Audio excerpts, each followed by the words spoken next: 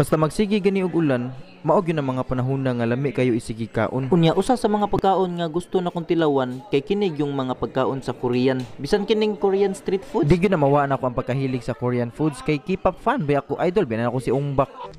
Dito mga abay karong adlaw naka-decide minaw nga mukaon og Korean street foods dinhi sa H Mart. Located ni siya sa Barangay Mactan, Lapu-Lapu City. So inigsulod dayon nimo anhi taagi sa kining grocery kung asa nimo makita ang kining nagkalain-lain nga pagkaon nga pang Korean. Wah, kadaghang tao. Grabe. Unya pag ambot na mo sa sulod nagtuomig makakaon rami dayon. Ay sus taas man day kaayo ang linya. Aw as usual wala may mabuhat linya sa walay pagkusmod aron lang makakaon. So while naglinya pa mi nakunahon ako nga magsuroy-suroy lang sa ako sa ilang grocery diri aron makakita pag kung unsa nila mga tinda ba. Maayo man ning dili gyud ta maihas. Saka kwan. Kimchi, samgyeopsal, pogi, almond,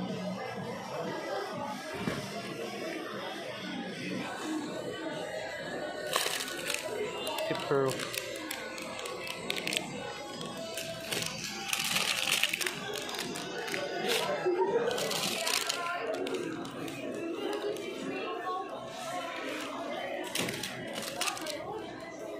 sama nih.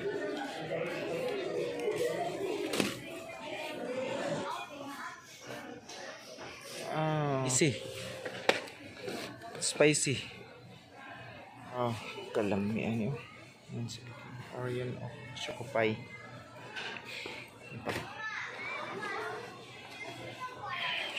$1.79. French pie. Cookies.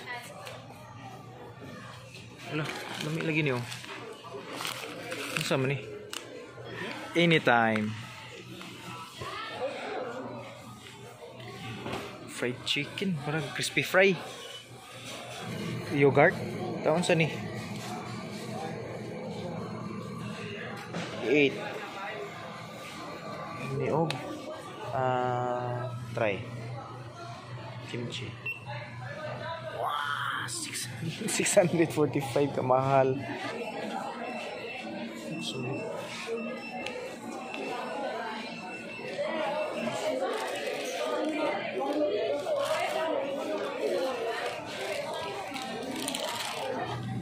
samgyeopsal,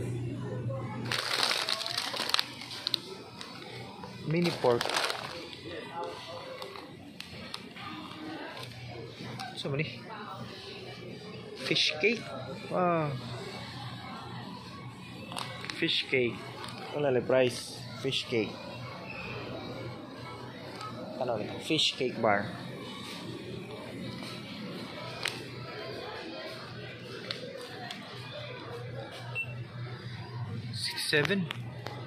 Fish cake bar. So pagbalik nako sa counter nagtuon ako og maka-order na mi kay gani ara ba mi nagsigig huwat diri. Sus kay pag abot na mo taas maghapon kayo ang linya unya ang nakabati pa gyud kay daghan na pa gyud sila dili na available. Dagan magwala te. Dagan wala.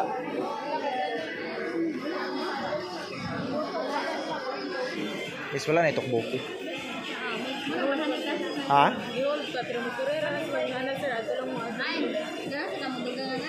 So pwede mo order daan.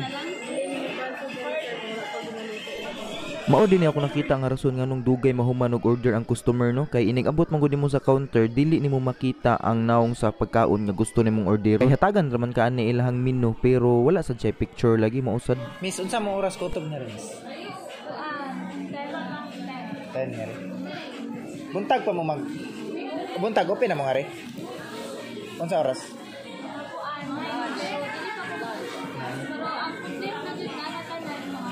Okay. Love.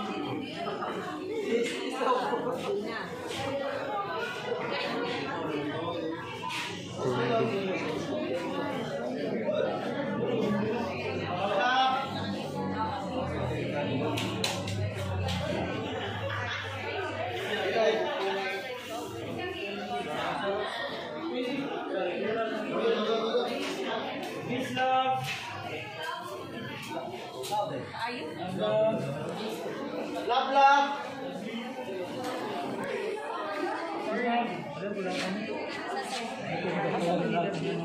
Confirm pa niya.